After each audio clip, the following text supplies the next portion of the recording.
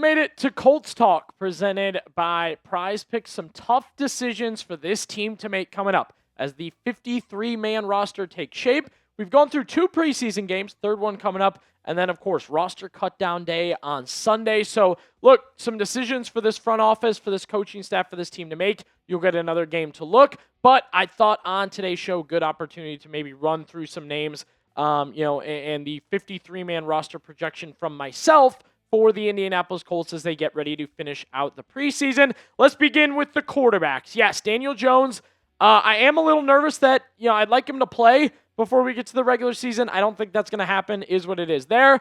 Anthony Richardson is a Colt to begin the 2026 season. Yes, that is correct. I think he's QB2, but I've got him on here in no order. And then Riley Leonard, of course. That is your quarterback room. Not the worst quarterback room ever. And again, after last season, the Colts need a quarterback room like this with multiple names that could play at different times. As I kind of hit there, Anthony Richardson is staying in Indianapolis. I've got him on the 53-man. I don't see a trade coming. The GM has told you that. The assistant GM has told you that. The coach has told you that. Looks like AR staying. Outside of that, I don't like what I'm seeing from Riley Leonard right now in the preseason. I think you need Anthony Richardson as your backup quarterback. I think you'll need your backup quarterback at some point during the season, and I'd rather have AR than Riley Leonard in the game for Indy. Maybe you don't feel the same way. Go ahead and pick a backup quarterback for the Colts right now. All you have to do, type 1 if you're riding with AR. If you disagree and like Riley Leonard, type 2. This will be our pinned comment in today's show. Easy to answer. Do it right now. Let's get to the running backs. This may be the first debatable thing I want to talk about. Yes, you have Jonathan Taylor. Seth McGowan, congrats. 7th-round pick, has looked really good in the preseason, has had some nice moments in the actual games. Outside of that, has been solid. Then, this is where it gets interesting at the 3rd spot. I'm going with Anderson Castle. I did compare to some other roster projections. I did look at some other roster projections. I'm going with 3 running backs as of right now. Now that does leave room to either pick somebody up or keep somebody that we're not expecting, so on and so forth. Anderson Castle has hustled, played hard, and looked good in the 2 preseason games, right? I keep seeing on the roster projections either DJ Giddens or Ulysses Bentley. At this point, neither of those names have earned their spot on the Indianapolis Colts. Giddens did not play last year. He has been hurt this preseason. He's had a couple nice moments, but he's dealt with the hamstring in and out, in and out. Bentley has not been on the field. He was on a list of guys that they held out, just like rest or whatever for the last game. Ulysses Bentley should be on the field playing for the Indianapolis Colts. He isn't. Giddens in it. I'm going to give that spot to Anderson Castle and or a veteran that the Colts add later. Yes, Alec Pierce is still hurt at the wide receiver position. Doesn't mean he's not going to be on the 53-man. Josh Downs, and then, of course, your new addition in Keenan Allen. Pretty good 1, 2, 3 if all these guys are healthy and ready to go to begin the season. Ashton Dulin, good to go. Still going to have a role on this team. Still going to matter on this team. Nick Westbrook-Ikhine, the Colts clearly like him, brought him in for a reason, so I'm not surprised he's still a part of this whole shebang. And then the tough spot to decide, is that 6th wide receiver spot. It is Deion Burks, the late round pick, I believe actually the last pick of the Colts in the 2026 NFL Draft. The rookie from Oklahoma. When you get down to it, that 6th wide receiver spot, and that's where I'm at, 6, there's a couple names. Coleman Owen, Laquan Treadwell, Anthony Gould, who's been hurt. Once again, when we call these guys, we say they're a loser or struggling in the preseason because of the injuries when we put them on our winners-losers list. The injuries matter. They play a part. That's why Gould's out. Coleman Owen, Laquan Treadwell, you're going to miss the special team situation there.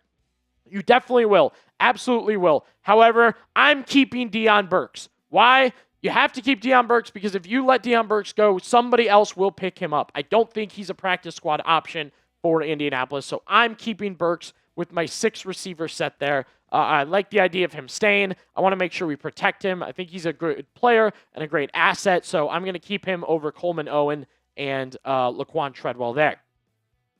Today's show is presented by Prize Picks, America's #1 sports picks app. Best place to win cash while watching sports. That's because the lineup's so easy to put together. All you have to do is pick more or less on a few player stats, lock in your lineup, you're ready to go. By the way, it's not just one game, one weekend. You can do season-long lineups on Prize Picks. Here's a lineup for the Colts. Tyler Warren, more on his receiving yards. Jonathan Taylor, more on his rushing touchdowns. Again, season long here. And then CJ Stroud, how about more on his passing interceptions? Yeah, let's do that for CJ Stroud. Plus, right now on PrizePicks, they've got their new user offer that you guys can take advantage of. Play your first $5 lineup and get $150 in bonus lineups if you win. Just use code HMA when you sign up. That's right. PrizePicks just switched up their offer, so there is no better time to join. Lock in, win that first lineup. That's code HMA at sign up to get $150 in bonus lineups if you win your first $5 lineup on PrizePicks. To the tight end position, and this is a group I feel really good about. We're going to go a little lighter here with 4, but the group you have is good. Tyler Warren, Alie-Cox, that's a great 1-2 punch to begin. Drew Ogletree as your third option, who's been solid for you at times. And then Will Mallory, who has earned it in the preseason for the Indianapolis Colts. He is dealing with a thumb injury, but I think if he can prove to be okay and come out of it the way he's played, he should be good to go for Indy. And again, some teams like to go 5, some even 6 at tight end, which is crazy to me. Most go 5. I'm okay with 4 just because of how solid the group actually is. You're going to lean a lot on Tyler Warren. Alie-Cox has a ton of NFL experience. I think that group in general is a group that you can lean on at times. And, as long as health holds up, those 4 should be able to carry you at the tight end position. Let's get to the offensive line. The same 5. Haven't had much competition or changes here. Bernard Ryman at the left tackle position. Quentin Nelson at left guard. Tanner Bortolini, very important at center.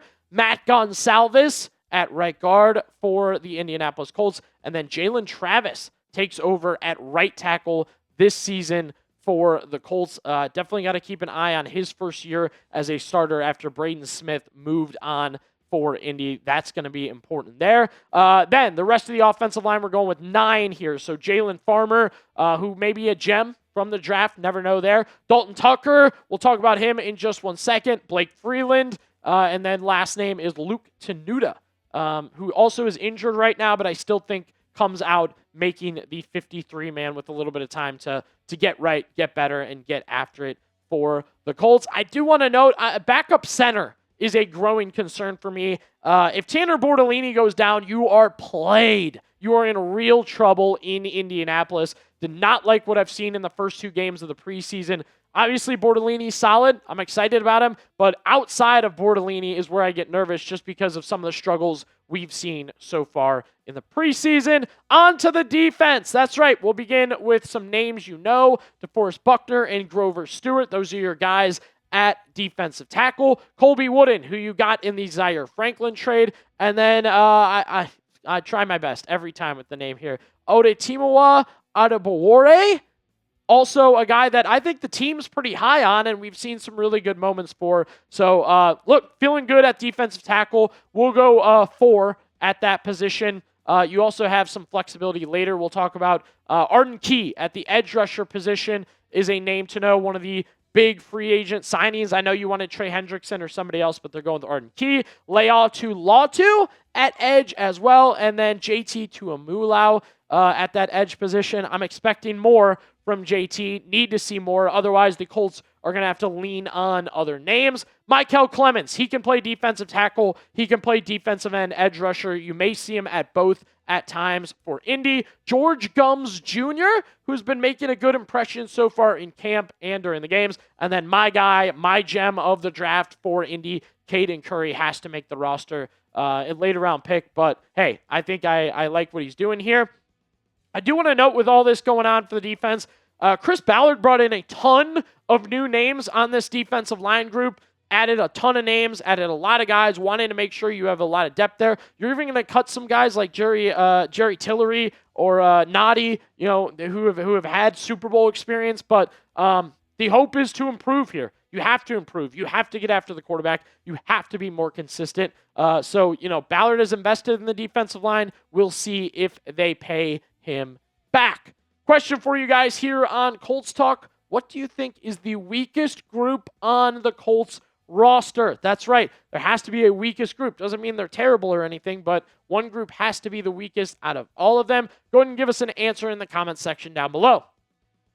Linebacker getting very interesting for Indianapolis. Akeem Davis-Gaither projected to start. C.J. Allen, your first pick in the draft. He was second rounder, but your first pick. Not sure he's a starter anymore. We'll see on that. Bryce Betcher, a key name to know during the season. I think he'll play at anytime and everywhere for Indianapolis. Jalen Carlisle has begun to really, come forward as a potential starter opposite Akeem Davis-Gaither, and then Austin Ajake, a little bit of depth. I'm going with 5 at linebacker. Again, some teams go with 4. I think this is a position where you need the depth, especially while you're trying to sort out who's going to be a starter for you and who's not.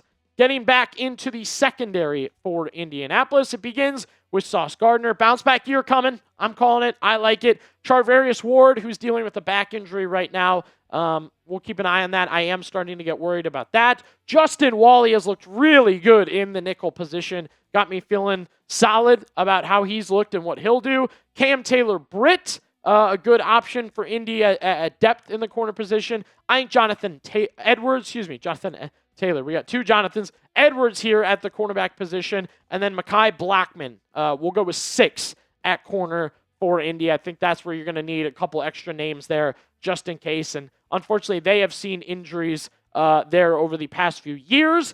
I do expect Indy to poke around, look at waiver claim. They're going to look at a little bit of everything at the corner position. I think they wouldn't mind having one more name. We can see the way they've gone through some names already this offseason, whether it be UDFAs, guys who retired a while ago, tryouts, all that. They've done a lot there, so I do expect them to kind of take a look more at corner after some cuts happen, after games happen, things like that.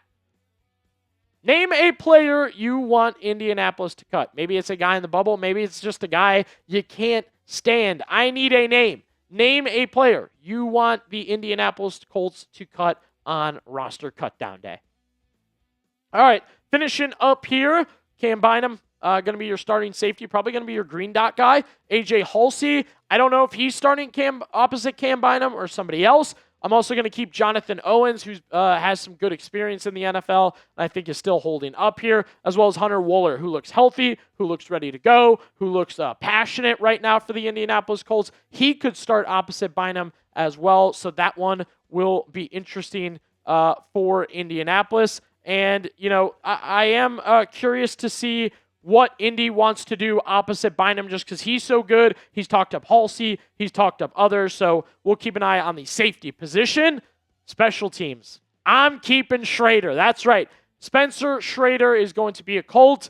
He is just really taken over this kicking competition. Rigoberto Sanchez is your punter, and then you do have Luke Rhodes to long snap for Indy. The kicking competition was all Blake Grupe, man. He was controlling it. He was perfect in camp. He was looking really, really good. And then you had this situation where the past 2 games, Spencer Schrader's been on our winners list because he's kicked so well, and Grupe's had some misses.